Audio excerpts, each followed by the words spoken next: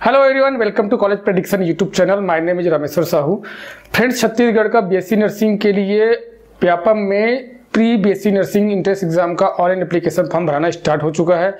तो आज की इस वीडियो में हम लोग देखेंगे कि व्यापम में प्री बीएससी नर्सिंग का ऑनलाइन एप्लीकेशन फॉर्म कैसे भरते हैं। साथ में भी जानेंगे कि इसके लिए कौन कौन सा जरूरी डॉक्यूमेंट्स और डिटेल्स की जरूरत आपको फॉर्म भरते समय पड़ेगी। इसीलिए आप इस वीडियो को ध्यान से लास्ट तक देखना ताकि आप कोई भी डिटेल मिस न करो। सबसे पहले आप अपना इंटरनेट ब्राउजर ओपन कर लीजिए, उसमें गूगल में जाइए और गूगल में टाइप करिए सीजी व्यापम। यह चीज़ आप अपने मोबाइल में भी कर सकते हैं, मैं यहाँ पर आपको लैपटॉप में बता रहा हूँ। दोनों में कोई चीज़ें ये डिफरेंस नहीं है, लगभग सेम रहता है दोनों में। तो यहाँ पर व्यापम सर्च करने के बाद आपको यहाँ पर देखिए रिजल्ट में आया है vyapam.cgstate.gov.in सीजी व्यापम। इसको आप क्लिक करके ओपन कर लीजिए। ओपन करने के बाद यहाँ पर आप ऑनलाइन एप्लीकेशन दिख रहा है, यहाँ पर जाना है आपको। अगर आपका पहले से व्यापम में कोई ऑलरेडी एक फॉर्म भर चुके होंगे तो आपको नया आईडी बनाने की जरूरत नहीं पड़ेगा, क्योंकि आप पहले ऑलरेडी आईडी बना चुके हैं। अगर आपने अभी तक व्यापम में कोई भी फॉर्म नहीं भरा है तो आपको नया आईडी बनाना होगा। तो नया आईडी बनाने के लिए आपको यहाँ पर देखिए, जैसे हम लोग यहाँ पर बीएससी नर्सिंग का भी आपको मैं ऑनलाइन एप्लीकेशन फॉर्म भरना सिखा रहा हूँ। तो इसको क्लिक करना है। क्लिक करने के बाद नीचे में ऑनलाइन एप्लीकेशन फॉर्म आएगा। यहाँ पर अगर आपका ऑलरेडी आईडी बन चुका है तो आप यहाँ से लॉगिन कर सकते हैं, नहीं बना है तो आपको यहाँ पर न्यू रजिस्ट्रेशन में जाना होगा। अगर आप फर्स्ट टाइम व्यापम में कोई फॉर्म भर रहे हैं तो आपको न्यू रजिस्ट्रेशन में जाना होगा। फिर यहाँ पर आपको अपना मोबाइल नंबर टाइप करना होगा। उसके बाद फिर आपको यहाँ पर अपना फर्स्ट नेम डालना होगा, मिडिल नेम डालना है और लास्ट नेम डालना है।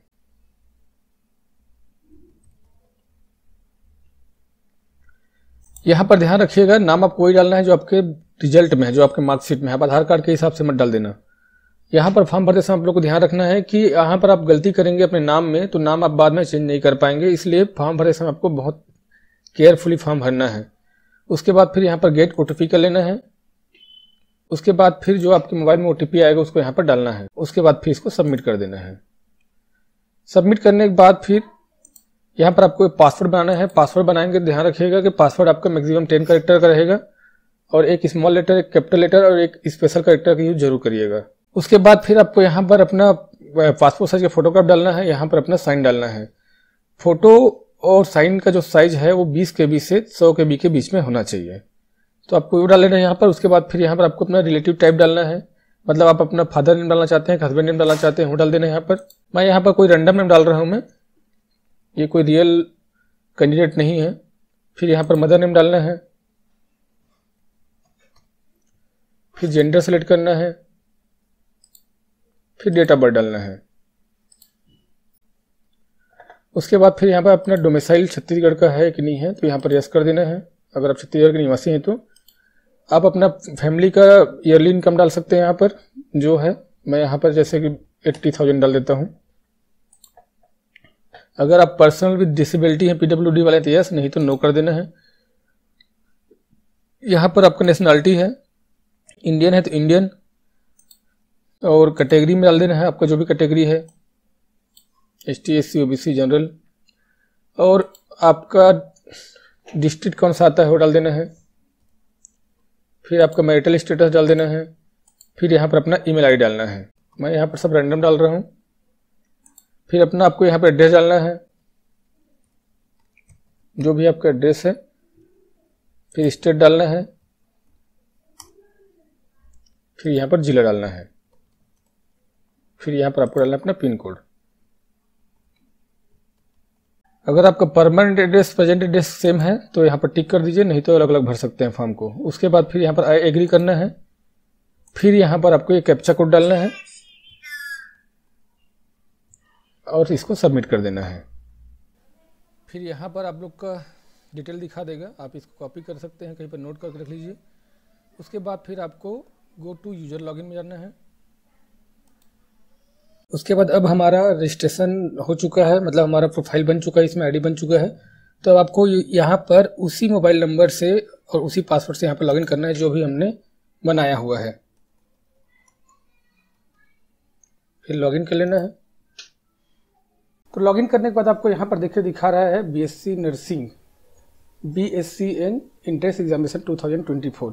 यहाँ पर और भी बहुत सारे एग्जाम ऑनलाइन एप्लीकेशन का नेम दिखा रहा है, तो हमको यहाँ पर भरना है बीएससी नर्सिंग का। तो यहाँ पर राइट साइड में दिख रहा है एक्शन में अप्लाई, तो आपको अप्लाई में जाना है। अप्लाई में जाने के बाद फिर यहाँ पर कुछ डिटेल्स मांगेगा। Are you a citizen of India? Yes. क्या आप अनारक्षित वर्ग से हो जिन्होंने विज्ञान वर्ग में 10th प्लस 2 की परीक्षा उत्तीर्ण हो और साथ ही भौतिक विज्ञान, रसायन विज्ञान, जीव विज्ञान में मिलाकर कम से कम 45% अंक प्राप्त किए हों और अंग्रेजी में अलग से उत्तीर्ण हो।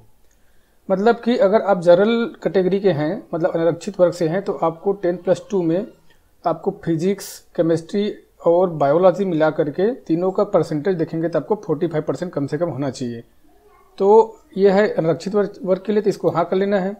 और बाकी ST SC OBC के लिए 40% है, उसके यहाँ पर हाँ कर लेना है। अगर आप नहीं करेंगे 12th में, वैसे तो देखिए यहाँ पर अभी क्या है कि आप फॉर्म भर रहे हैं, अभी तक आपका रिजल्ट नहीं आया है, तो आप इसको अभी यस कर दीजिएगा, क्योंकि आप कभी मत होने कि मेरा रिजल्ट नहीं आया है तो मैं हाँ भरूँ या ना भरूँ, इसको आप हाँ ही भर दीजिए। और उसके बाद मान लीजिए आप जनरल वाले हैं और 45% नहीं लाते हैं फिजिक्स, केमिस्ट्री और बायोलॉजी में, और साथ में इंग्लिश में आप पास नहीं होते हैं, तो आप इसमें एलिजिबल नहीं रहेंगे। वैसे OBC के लिए 40% है। उसके बाद फिर अगर आप माइनॉरिटी में है तो यस करना, नहीं तो नो कर लेना है।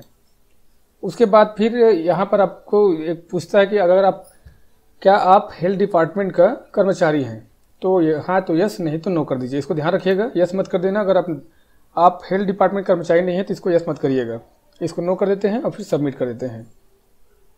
आप अनारक्षित वर्ग से हैं या अनारक्षित वर्ग से चयन करिए। हाँ, ऊपर में कुछ भूल गया क्या मैं?